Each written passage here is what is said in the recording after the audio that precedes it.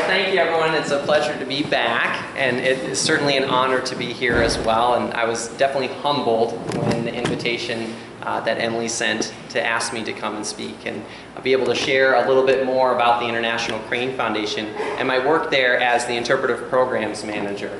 And can everyone hear me pretty well? Adrian there in the back? All right, wonderful. And tonight I want to share not only about the work of the International Crane Foundation, but I also want to talk a little bit about our visionary conservation efforts and our work with conservation leaders. And talk a little bit about how we actually identify those leaders in the communities in which they live, and also the work that's being done by those individuals to help conserve cranes and the ecosystems on which they and we depend upon as well. Now, how many of you have ever visited the International Crane Foundation? Quite a few. Fantastic. And this is an open invitation. If you ever are in Baraboo, please stop by and ask for me if I'm available. I would love to show you around. And if I'm not, one of our other staff, I'm certain will welcome you as my guest, and you can get a chance to learn a little bit more about the work that we do there. And are any of you members then of the International Crane Foundation? Jody and Henry, wonderful. You guys, thank you very much for your support. We are a nonprofit organization, and we were founded in 1973. And so we are a little younger than the Cable Natural History Museum. But tonight I want to have a conversation with you all and think about the conversations that we've all had with one another over the years. And tonight, if you have questions as we're talking a little bit more about the cranes, please feel free to interrupt and raise your hand. I would be happy to visit with you about those ideas that you want to share. And I want you to think for a moment then too about when you've had a conversation that has really changed your life. A conversation that might have opened up a new relationship, or may have begun the start of a new career, or had changed your life in some way. And I think a lot about the stories that I'm going to share with you tonight that began with a conversation. That began with our staff sharing their dreams with others in their community, just as much as you all have shared dreams with one another. And as I think about Mary Griggs Burke and Jackson Burke sharing their dream and bringing Lois Nesselin as the first director and starting the Cable Natural History Museum, and thinking about the work of the International Crane Foundation as well, and how that also then had become a start of a conversation. And the conversation that had begun was actually a little bit of an eavesdropping because of the fact that the two co-founders, they actually went to school together at Cornell University in New York, in Ithaca. And Dr. George Archibald, who is on your right, overheard Dr. Ron Sowie, who's on your left, talking about Baraboo and the Sand County Almanac. And I know we all have read and are familiar with the Sand County Almanac and Alva Leopold. And George was actually reading the Sand County Almanac at that time. And so when he was eavesdropping and heard Ron talking a little bit about Baraboo, that's what started their conversation. And they had not met with one another before. And through that conversation, they realized they were both interested in cranes. And George was just happening to finishing his program, and he was on his way to Japan. And along the way, he said, well, I've got a little extra time. I'll make my way through Baraboo. I'll stop, and we can continue that conversation again. Well, the dream that Dr. George Archibald and Dr. Ron Sowie had was to establish a foundation that would actually work to protect all of the 15 crane species that are found in the world, and that it would become a genetic species bank for those individual species. So from our humble beginnings, and from George and Ron's conversation, began this dream of an institution that is now found around the world. And as part of that work, they began gathering the cranes. And the cranes they brought to Baraboo and began their process with the captive breeding efforts. Now, I know many of us are familiar with our North American species. We have the sandhill crane, and we also have the whooping crane. And there are many other cranes that are found around the world. And I wanted to ask if you could raise your hand. If you've already been to the International Crane Foundation, I want you to think about the birds you've actually seen in the wild, because you'd be cheating otherwise and say, oh, I've seen all 15 species. Which is a delight, because we have the only collection of all 15 species on the entire planet. So raise your hand, and we will keep our hand up. So if you've seen one species, raise your hand. If you've seen 2 species, keep your hand in the air. If you've seen 3 species in the wild. If you've seen 4 species in the wild. 5 species in the wild.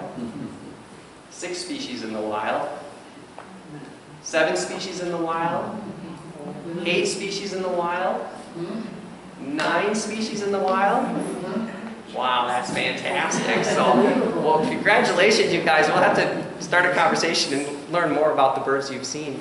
So these cranes are found around the world, and they are one of the most endangered family of birds.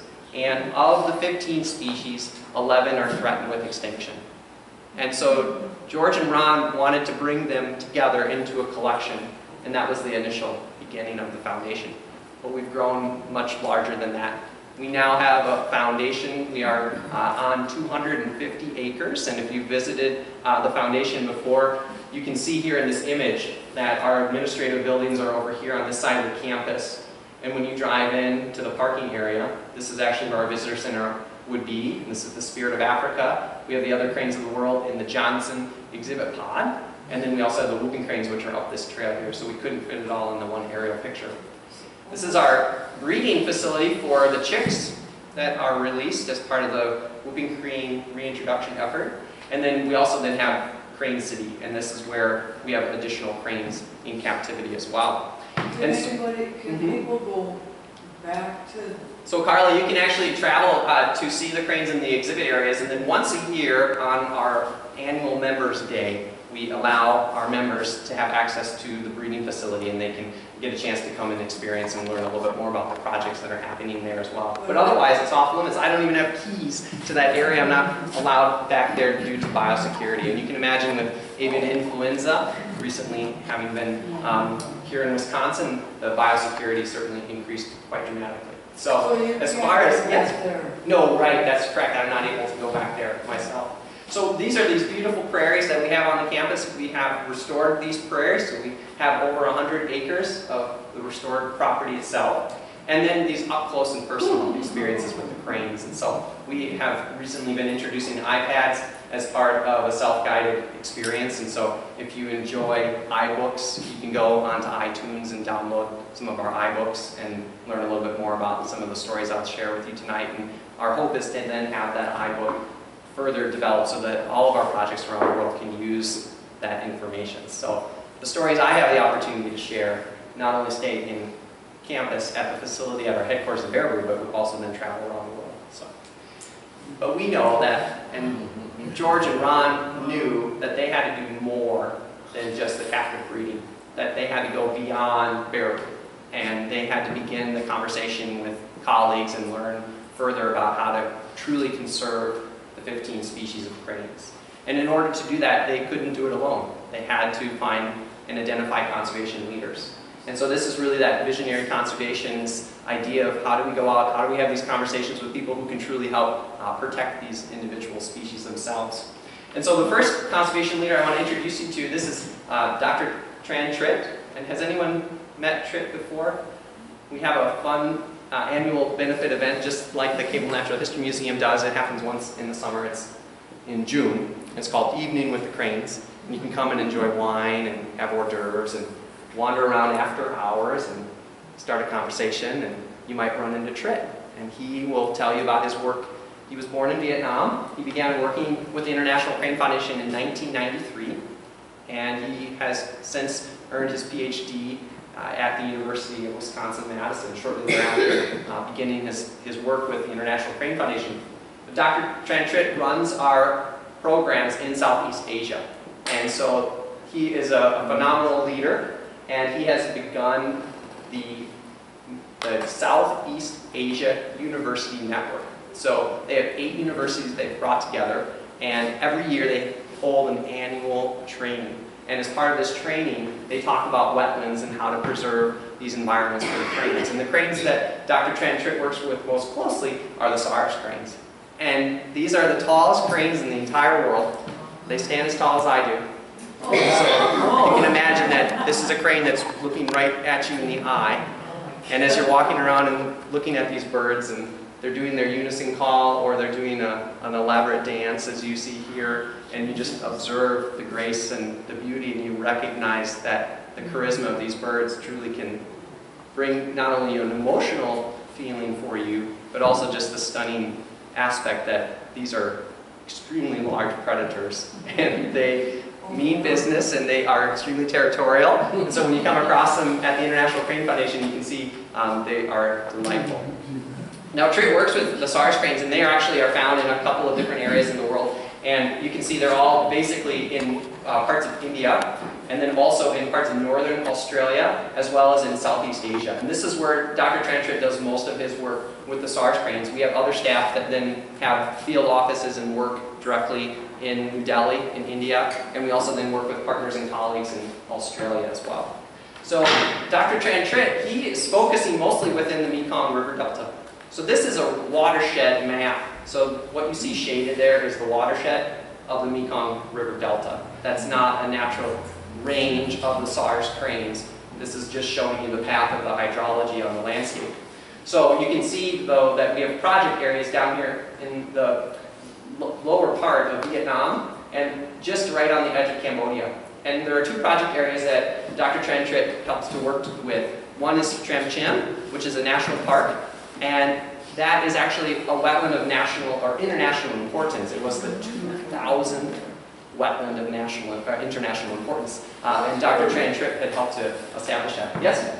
That's where the Vietnam War was, and I wonder That's what right. the war wiped out of the cranes. No, you're right, Carla. It's a good point to think about the impact that conflicts have had on large birds such as cranes, and that's certainly one of the reasons why these birds' populations would have declined, and part of Dr. Trentrit's work. So it's a great thought here to think about the reasons why Dr. Trentrit's conducting work with the university network is actually to try and bring leaders, scientists, researchers together to look at the persistent pesticides that are in the water that would have been dropped and left by the United States government and other allies as part of that conflict.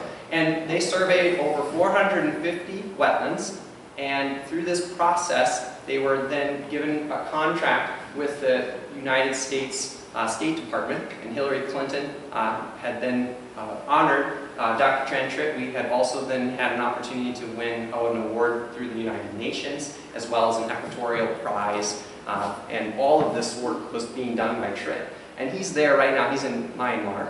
And when you think about Myanmar, there's this lake, and it's Inla Lake, and Inla Lake is right over here on this part of Myanmar. And it's, when I was looking up the information, that there are about 70,000 people that live within the watershed itself. And one of the other facts that I thought was interesting was the fact that it is about 10 times the size of Lake Namatagan. So when you think about Lake Namatagan, as large as it is, for those of you who live on the lake and paddle on the lake, 10 times the size, 70,000 people live within and or around that lake itself. And so conducting research within that lake just for baseline data is extremely important. That's a big part of Dr. Trentrit's work. And so it's pretty exciting. So he's been doing that work, and this is now then the 18th year that they've done the training as part of those efforts. And so that's such a unique way to train and meet new researchers who can then become those emerging conservation leaders. And that's a big part of the work that the International Crane Foundation does in this part of Southeast Asia. One of the other projects that Dr. Trentrit's involved with is in Phu My, which is also in Vietnam. And you may see after the program I have a folder, and the folder is a product that they have made, harvesting the wetland plants sustainably and making products that they then sell.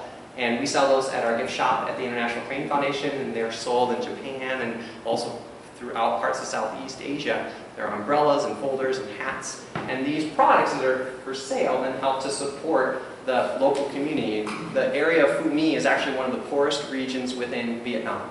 And so Dr. Trentrit's efforts through this project have then helped to find not only a sustainable effort for income for those local families, but it also has helped to benefit the SARS cranes.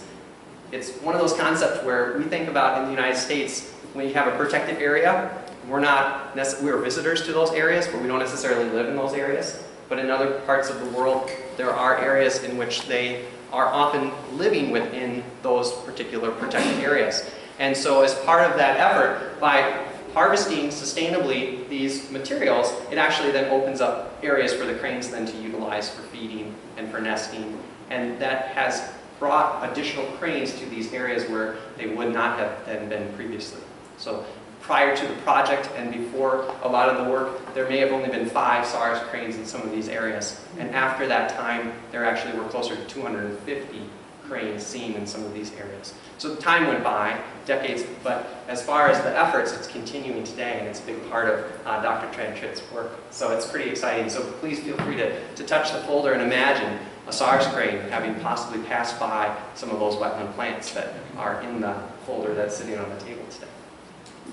One of the fun things that's happening at the International Crane Foundation as well with the SARS crane is this is Chandini, and she's a female SARS crane. We only have 3 SARS cranes at the foundation. They are a threatened species. And Chandini last year successfully hatched a chick with her mate. And her mate is the oldest crane at the International Crane Foundation at this time. He's 53. And so cranes in the wild can live 20 to 30 years. So the sandhills that you see around here, they may have been coming back 20 or 30 years to that same territory where they're nesting. So as you do your annual bird counts, if you see those cranes, sometimes you may find one that has a band on it. We have over 400 sandhill cranes in Wisconsin that have a band directly involved from our work and from our partners' work. And so we know the age of some of our cranes that are at the facility, given that they've been in captivity for as long as they have.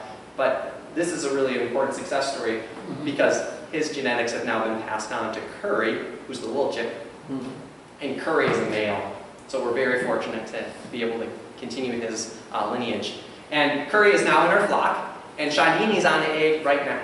And so since she's from the southern hemisphere, she actually is nesting at this time of the season. So we have a lot of visitors who think, well, our sandhill cranes, our whooping cranes in North America should be breeding and nesting in April and in May. But for a southern hemisphere species, we see them nesting later in the season itself. So I will hopefully send a message to Emily, and you'll find out or keep track of it on our Facebook page, and you can see if Chandini successfully has another chick hatched this year. So, but an exciting story. So Trip was pleased to see the SARS cranes doing so well at our foundation as well. So those kind of cranes are basically found in China.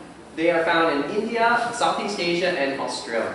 So there are no SARS cranes in China. But this next species is found in China. And this is Jigme here in the center, Jigme tertiary. And Jigme is one of the conservation leaders I wanted to share a story with you about next. This is Cheng Ren, and Cheng Ren is from China, and this is Kelly Schaefer from Delaware. And they had all worked with me in 2013 as part of our interpretive team, and they worked to lead the tours for the school groups. You can see the big bus there in the back. So we have about 5,000 students that come through the International Crane Foundation on an annual basis. We're open for 6 months, so from April through October. So it's a busy season when the field trips are happening. So we bring in a lot of extra staff to help us with the visitor season itself. And so Jigme was fortunate enough to come and work with us and to be a part of our team.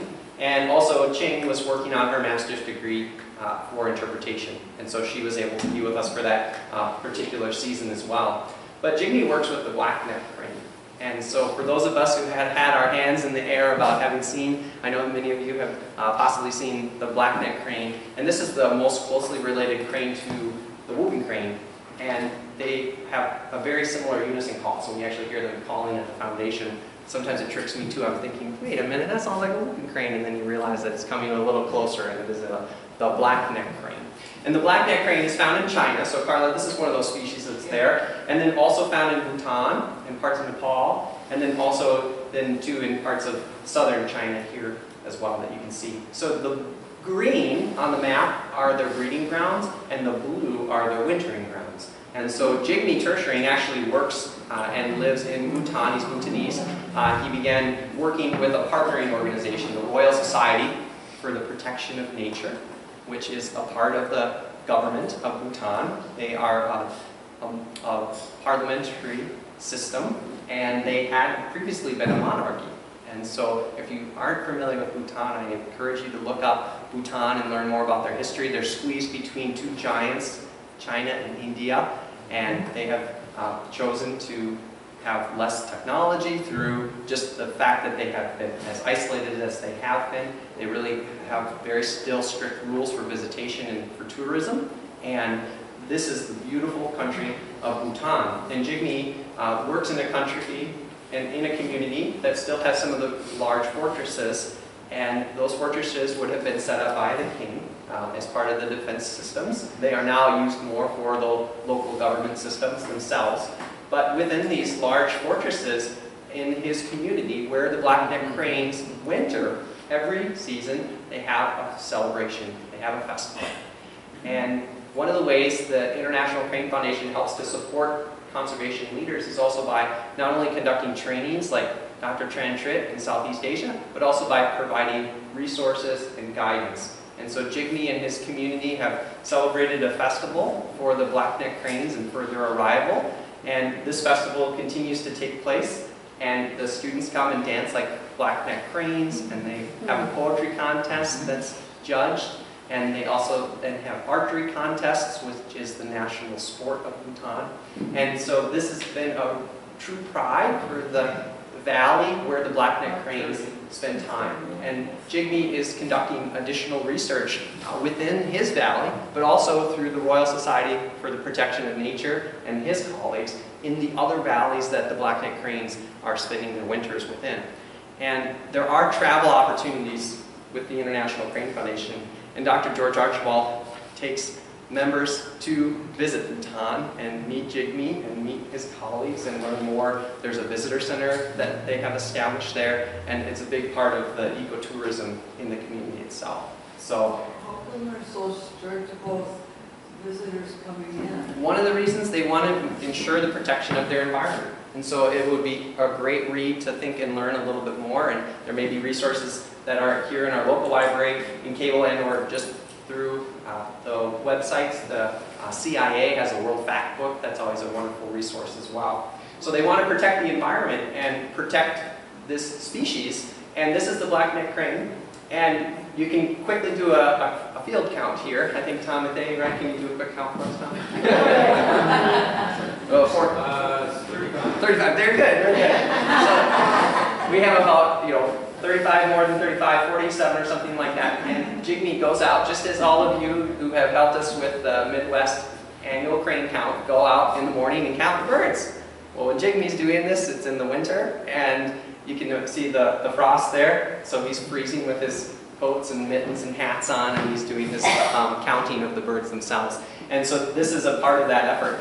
But Jigme's time with us at the International Crane Foundation was to have that opportunity with our staff to share his experiences with my team. And so we learned a lot about Jigme's approach for teaching about wetland education and the ways that he approaches teaching some of his traditional lessons to the local religious leaders, and also bringing community members. Just as much as you all help to support the work of the Cable Natural History Museum, Jigme looks for the support of his local community to assist in the protection of the local environment. And they are also now becoming more trained as local citizens through the citizen science work that you all do here at the Cable Natural History Museum, those efforts like Moon Watch, or Adrian with the tracking of the wolves and going out and looking at the actual work being done, very similar things being done in Bhutan. And so a lot of those models were based off of some of the work being done by the International Crane Foundation.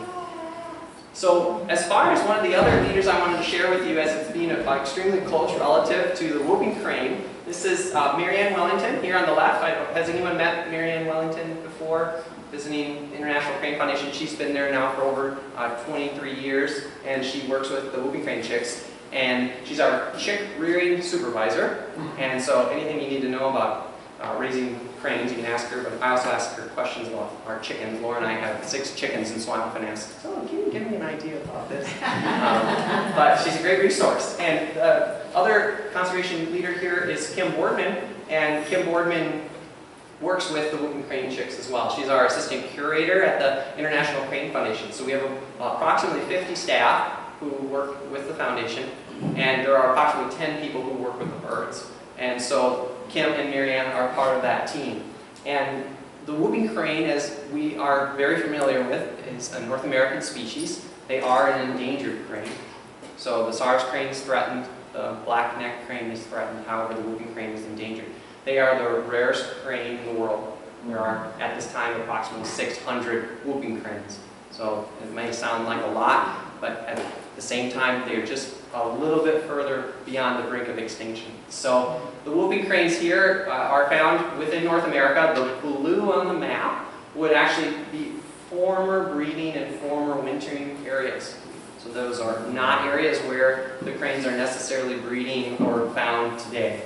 The green dots, so notice Wood Buffalo Provincial Park in Alberta here. So there are some breeding cranes here. There are breeding cranes in Wisconsin. There are breeding cranes in Florida. And now there's a new population of breeding cranes in Louisiana as well. Those are the only places you're going to find breeding whooping cranes. The flyway here between Idaho and also then New Mexico and Mexico itself, this flyway no longer exists. And so those birds have been extirpated from that. This flyway here from Wisconsin to the southeastern United States has since been reintroduced. So that is a part of the story that I want to share with you tonight. But the last migration route here from Canada down to Texas is the last remaining flock of wild whooping cranes. And so how many of us have seen a whooping crane in the wild? You look around the room, there's still only just a half a dozen hands in the air. So they are still extremely rare. You're fortunate that here in Wisconsin you could have the opportunity to see them. There are approximately 100 birds in the eastern flyway at this time. So, I've seen whooping cranes, I guess, if that's what they look like. I've seen them like swimming by Ashland. In Ashland, those may be the pelicans. So the white pelicans would be swimming. The cranes are going to be more of a wading bird, but they are very similar to those other birds that we see on our landscape. And as we know, the decline of the population is one of the reasons why historically they have declined as dramatically as they have. And so a captive breeding effort was begun. They began collecting eggs right about the time those conversations were taking place with Mary Griggs Burke and Jackson Burke and Lois Nessel, right around 1967, 1968, they began collecting whooping crane eggs. That was only 10 years after they actually found the nesting grounds of those individual birds. It took quite a long time to discover even where they were, given that they were so rare at that time. Now we continue captive breeding efforts today. This is Crane City, so this is kind of the behind-the-scenes view of the photo. And we have 85 cranes in Crane City. They all have their own little designated areas. Some of them have a little wetland. They all have their own house. They have, the plumbing is all there, and so they have their own house. And we have crane streets that are named there for them. And so the breeding efforts are a big part of the work that's being done. And so Kim Boardman, as a conservation leader, and Marianne Wellington, they are involved at every step and inch of this little bird's beginning. And so this is a whooping crane chick. It takes about 24 days for them to, 24 hours for them to hatch out of the egg themselves. And then when they begin with a biologist in a costume. And I have brought a costume tonight, and I have a puppet, so we can try that on. I'll do some show and tell later. But as you may know, we have the costume and the puppet, and this was developed at the International Crane Foundation by previous conservation leaders as a tool to hide the human form, so that it would ensure the chick's recognition on a crane. So that we know we don't look like a crane, but we know that we don't look like a person, that we look something in between. And so the puppet there is actually mimicking. So when Marianne and Kim are working with their staff and they're training those other interns that are assisting, they are often reminding them, well, when the airplane flies over and you're going to use your MP3 player to do a guard call to teach the chicks that airplanes or other aerial predators can be a threat, make sure that you're using your crane head and puppet as your head, looking up at the airplane or the eagle, not your own head.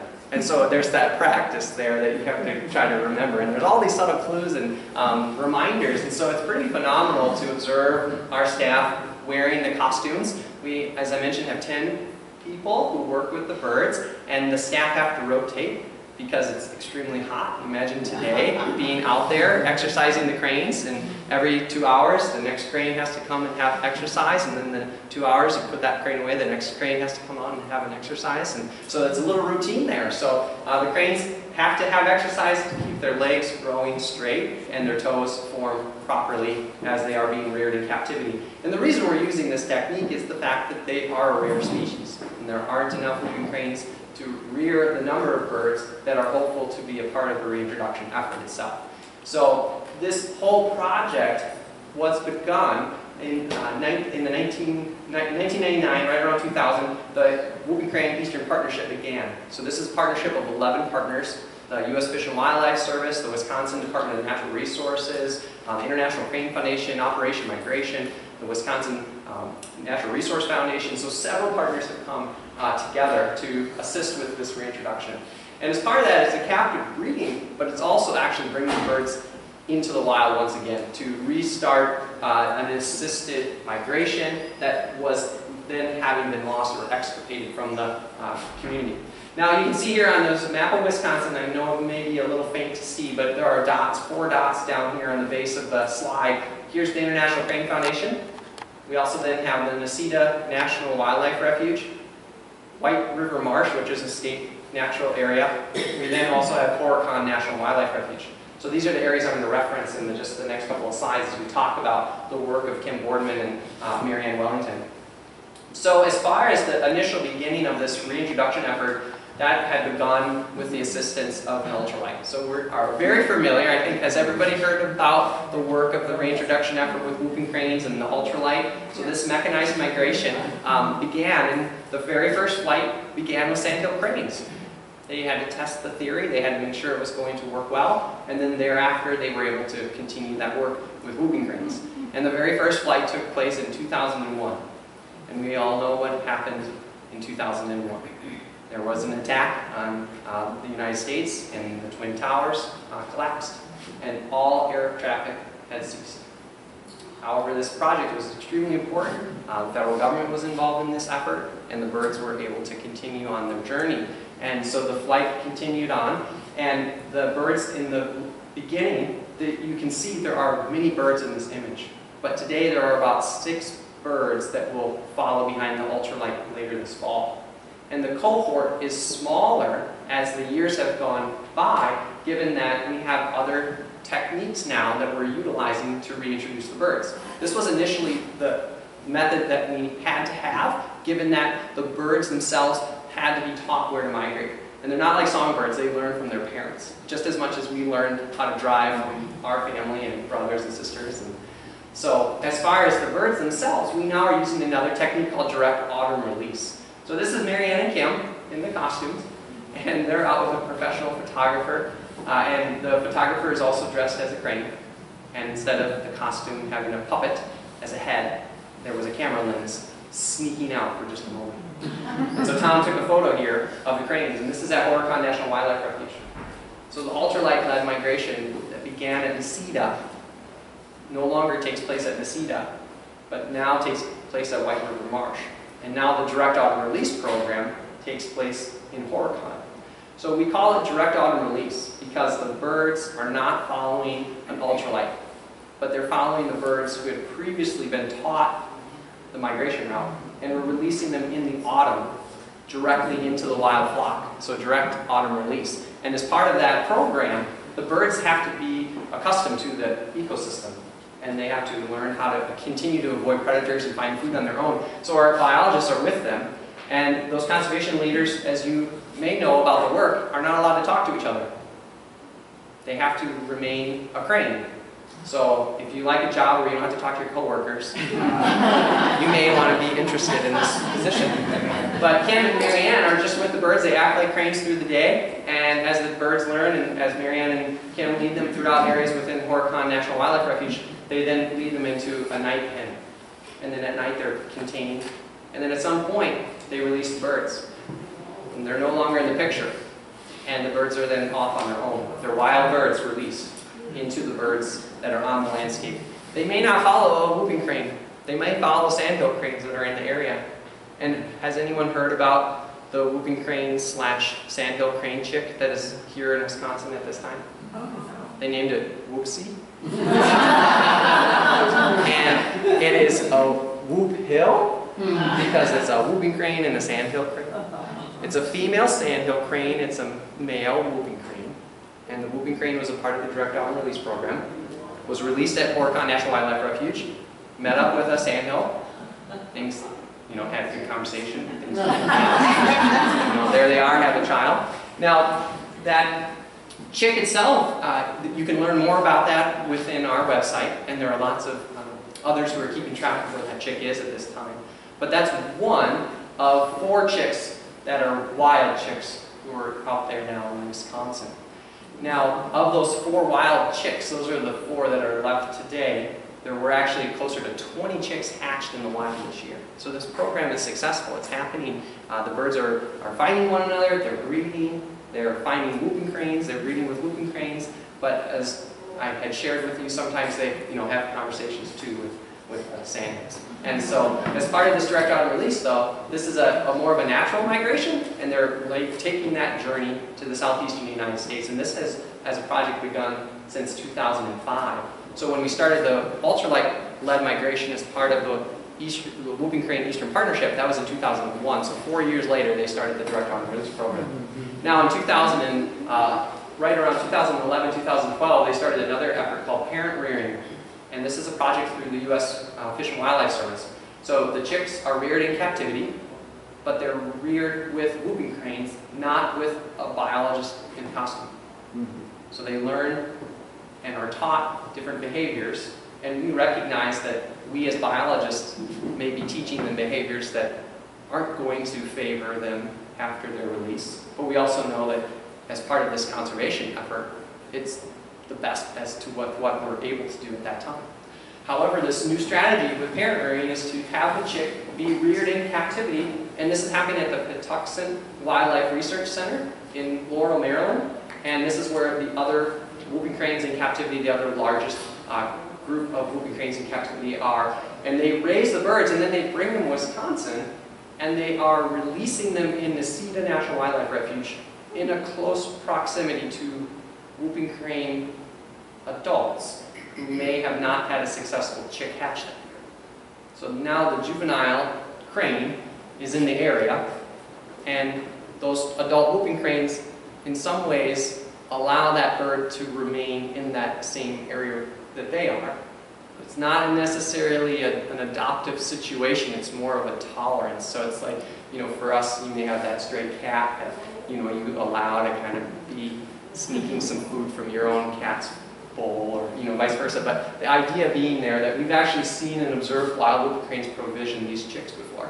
And this is a great effort. So there are 4 parent-reared chicks that are a part of that effort at this time as well. So 3 projects that are happening. All of the birds, when they're released, are banned.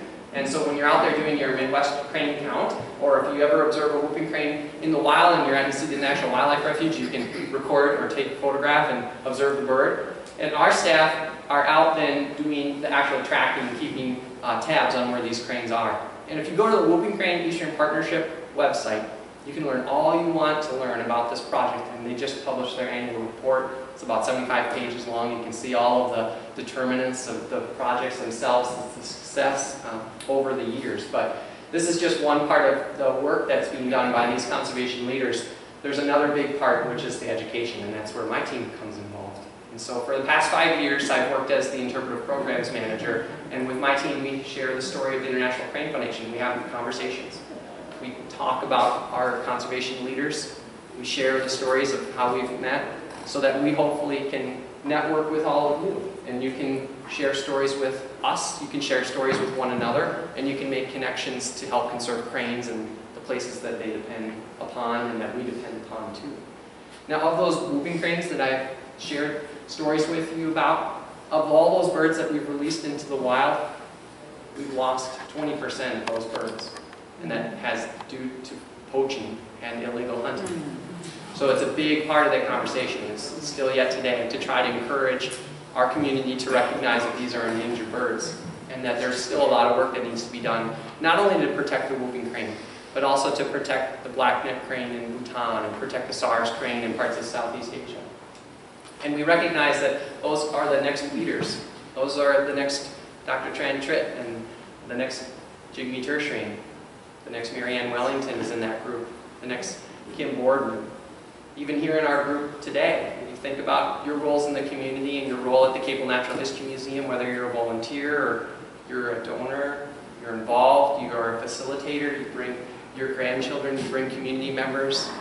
We work here in this community to help support those younger generations, and this is a big part of why I want to continue to do the work that I do and have an impact and know that through all of these conversations we truly can help to protect and make our communities a better place. And so, you know, whether it's happening in Baraboo, Wisconsin, or it's happening in Bhutan, in Polchika Valley, or if it's happening in Tramchim National Park, maybe it's happening here in Cable. You can see Libby and Carly, these are me. You can see also we've got Mitch is in there, Cole, Abby's in there. So fantastic conservation leaders, naturalists here in our own community. And I hope that through these stories I've shared with you tonight and through the conversations that we've had, you can think about the role that you play in helping to support that next generation. So thank you for inviting me. Again, I was so honored to be here tonight. I hope some of the stories here have inspired you to think about the work of the International Crane Foundation, but the work that you do here at home, and how proud I am to be able to come back to Cable and share with my community in Baraboo all of the great things that you're doing and continue to do at the Cable Natural History Museum. So thank you all. It's great to be here with you all tonight.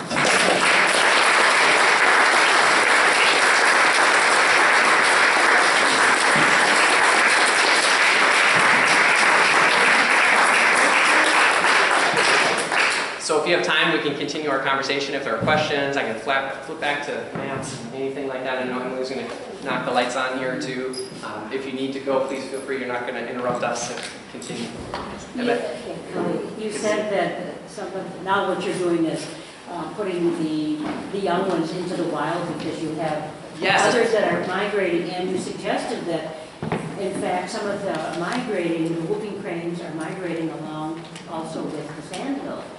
So they end up pretty much in the same places and making the similar stops? Yes, they do. So we recognize that through this research, and that's part of the success, that they at this time, there are not enough whooping cranes on the landscape in that Horicon National Wildlife Refuge region for those whooping cranes being released as part of this effort to always match up with other whooping cranes. So they do match up with sandhills, and they are generally using the same wetland wildlife areas, and they are learning that migration route from those other birds that are older birds. And there is on that occasion where they're really very closely interacting with one another. So we do try to take steps to deter that. One of the steps are veterinarians and others who are caring for the whooping cranes when they're in captivity. They wear basically a gray outfit that makes them look like a sandhill crane. And that's when they are conducting all the uncomfortable things that you wouldn't want your doctor to do to you. And that's what they do to the crane chicks. And so then hopefully there's a negative, association with a gray bird. And so then they stay away from, hopefully. And this is really, in that sense there with the whoopsie, this is not a common thing as we've been doing this work since 2001 as far as release. So are they ending up in Florida? They go wherever they can find the food. So if they go to southern Indiana, that might be the best opportunity for them to spend the winter. They might go to Tennessee. So Hiawassee National Wildlife Refuge is a really popular place for cranes to go. And so sometimes whooping cranes end up with sandhills there too. From a biological point of view, with these 15 different species, what would be a similarity? Are they like Homo sapiens and Neanderthals? Are they that close? Are they farther apart? Well, that's a good question. As far as how closely related they are to one another, I don't know the specifics of the genetics themselves in the comparison as an analogy between, humans and Neanderthals. I don't know. However, they are in some ways closely connected within their family unit and their tree. So within the family of the Gruididae species, you have the crown cranes that are very closely related. They're basically arguments right now about being 4 different subspecies of eastern gray crown crane, western gray crown crane, eastern black crown crane, western black crown crane. So there are these conversations that happen, and they do have a better genetic understanding, and even right now they're still reclassifying them. So the Sars crane and the sandhill crane may be more closely related to one another than we had previously thought. So I don't know specifically, but one book that would be great, and you can go on our website, we have a lot of digital resources, and a lot of those resources that we have there have to do with crane husbandry.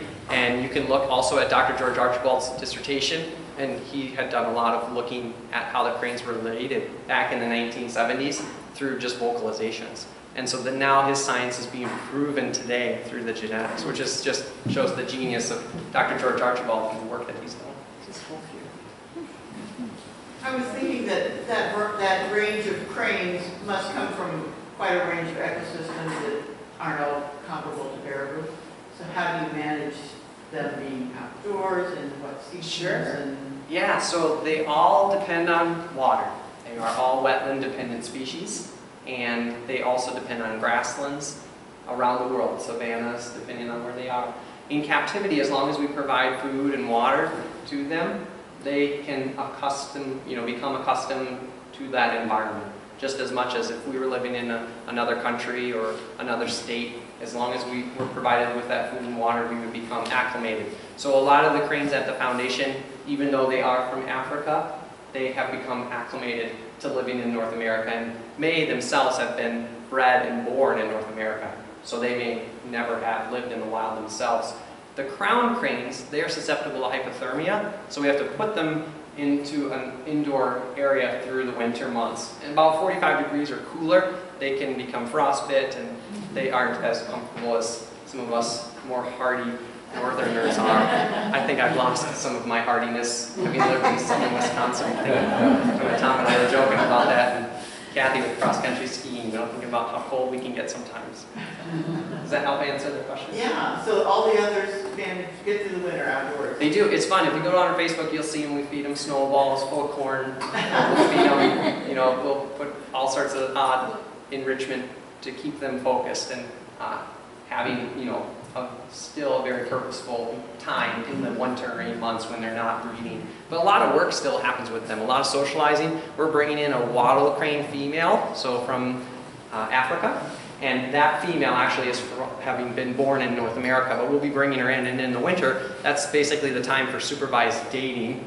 We put the two cranes together, but they're not able to, interact specifically, and we keep a close eye on them, just like you do with grandchildren and, children. And so you want to make sure that when they are supervised, everything's going to go well before you put them together to become a pair. So, yeah. Any other questions about cranes or about the work of the International Crane Foundation? Jody? I think one of the things that struck me in a presentation that I was hearing is that it seems sometimes like working with such endangered animals is sort of almost a futile effort. But what happens is that in preserving those animals, you are also preserving the habitat for a lot of other creatures that aren't as visible. And I think that's one of the critical points of this kind of work, whether it's the cranes or the California condors or whatever. There's a lot of money that goes into that, but it impacts so much broader a base. Right, and I think, if you're looking for a way to start a conversation with somebody about the importance of what they're doing on their lakeshore, whether it be a common loon in your backyard or, even feeding deer in the area or wolves or whatever it may be, even in this region, I think that's a big part of that, is helping people realize that as we protect this environment, it protects countless other species. So whether you're putting your support towards cranes or support towards wolves or support towards loons, that when you support those species, you also help protect the crayfish, the dragonflies, you protect all of the other creatures that help us, allow us still to have fresh water. And so absolutely, I think, Jody, that's a really good point as far as the work of the International Crane Foundation being even that much more complex as far as the countless species that are being preserved. And that all of our communities in Bhutan, especially too, with ecotourism, people are coming to see those black-necked cranes, but as they preserve those habitats, they protect the jaguars, they're protecting the bears, they're protecting all sorts of other species, red pandas. So you're right, it's a big part of that. Thanks for sharing. Adrian? The black fly issue that was really serious throughout the season, has that been sort of resolved with releasing birds in White River and Watercon? Is it less of an issue there now? So Adrian's referring to some of the research having been done about the lack of success for breeding in the Necedah National Wildlife Refuge in the earlier part of the reintroduction effort, being further associated with black fly immersion. So the black flies, these avian dependent flies, these are not black flies that are going to bite you or I, but they would bite birds. They could affect trumpeter swans, they could affect whooping cranes, sandhill cranes, that when you're incubating your egg for 30 days and all of a sudden the black flies hatch and you're still trying to sit there and you've exposed skin as the whooping cranes do, they just eat you alive. They burrow underneath your feathers, and these are black flies that know how to feed on avian species. And so at some point the whooping cranes, it appeared as though they weren't tolerating the black flies and would just abandon the nest. And so year after year we would see birds, they would actually be breeding, they would be building a nest, they would lay their eggs successfully, but they would then abandon them at some point. So the idea of removing some of the population from a release at Necedah and instead bringing those birds over to White River Marsh and Horicon Marsh, where there still are black flies that affect avian species, however there are fewer. They basically did a study, and you can read some of the work, but on the Yellow River, which is a tributary to Necedah, it's like one of the highest numbers of black fly population of this particular species that they had observed across the areas that they surveyed. But there are fewer in parts of Horicon and White River Marsh. So we are hopeful, Adrian. It has been determined that, you know, when you look at the research and through the efforts of the project itself, that the black flies certainly were causing some of those challenges for the birds themselves. And that is one of the theories as to why we would want to relocate further future releases. And that's why this year those birds falling to ultralight will leave from White River Marsh, and direct autumn release will then leave from Horicon. And the parent-reared birds, they're going through Necedah because there are more birds in the landscape. They feel that it will be the more successful route because the chicks, those birds that are being released, they're already juveniles. So there isn't, you know, they're just needing to interact with adult birds in Necedah at this time. However, with the birds themselves, you can read some about our work at Necedah and some of the research, but they're doing a forced re-nesting at this time. So as far as the black flies, they're going in to where the whooping cranes have nested. And the U.S. Fish and Wildlife Service is working on this project. And right prior to the hatch of the black flies, they're taking one of the eggs out of the nest where the whooping cranes have been abandoned, so that egg can then be brought to be raised in captivity. And so you can read about this work that's being done, and they are looking at how this might happen. So this year there were 37 nests. Last year there were only 28. So 37 nests this year of 27 pairs. Then there were 10 that had re-nested because the black flies having caused problems, or they weren't successful, so they re-nested. And 8 of those were a part of that forced project. And we had 20 chicks this year. That was more than we've ever had. So Adrian, you know, it's still a challenge, but it was a more mild spring, so black flies weren't as intense to have 20 chicks. Last year, in the wild, there were only 8 chicks. So at 20, this is the best year they've ever had. All in Necedah or all? Those are basically all in Necedah. Yeah, there haven't been any. The birds in the Horicon and White River Marsh are still too young. So I don't. Whoopsie would be the only crane, I think. I don't know for sure, but Whoopsie would be one of those that were outside. Yeah, Marcia? Could you tell us a little bit more about your specific work at the foundation? Certainly, yeah. So as part of my work itself, I work in the visitor center. So if you come through, you'd see me right there at the front desk. Just as, you know, Mary Witt and others have continued, and right there to greet everybody. So I'm the smile that you see when you walk in the door, and I train the staff that also greet our visitors. And then I have 4 staff that work with us seasonally. So I hire those interns, and they are all college graduates, either having completed a 2-year degree or a 4-year degree. We are able to provide free housing and a paid stipend for the 9 months that they work for us. And then they contribute to our department priorities. So as part of our work, we are conducting the interpretive tours on a daily basis. We offer tours at 10, 1, and 3 every day during Memorial Day to Labor Day, so it's a pretty intense schedule. And every day we offer different tours. And then we do the outreach programs as well, so I'm delighted to come out here and speak. But we do about 3 or 4 outreach programs a month. And then as part of that as well, we do all of the school groups and the tours that come into the institution.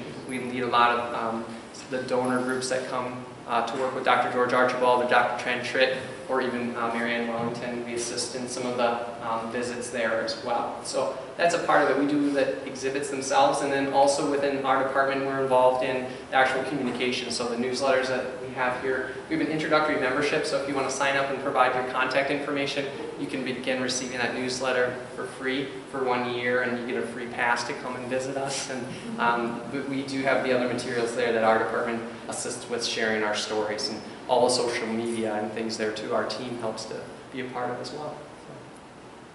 Well, I know too that it's getting late, so if anyone wanted to stay and ask questions, visit, please feel free to do so. I just wanted to say thank you again for inviting me to come back to cable, and thank you all for the work that you continue to do, and that I'm proud of that you all continue to do here. And Emily, thanks for the very gracious introduction. I will stay around and take any questions that you all have. Please feel free to look at the materials. Don't walk away with my crane skull, but feel free to look at it. And there's a costume, and if any young chicks in the crowd want to try that on, you can, one person can be in it and follow each other around. So feel free to pick up any of those materials there too. And I have a business card there as well if you'd like to send an email and just notify me. I know Cecilia and Carlos that they'd let me know when they're down at Kalahari Resort. We're literally right in the Wisconsin Delta. So if you're going to come down for a family reunion or anything, come and say hello to the cranes. And any time of the year, I'm happy to. We're only open April to October, but if you're in the area, I'm happy to open my door. So. And so nice to see you back. Good to see you guys. Yeah.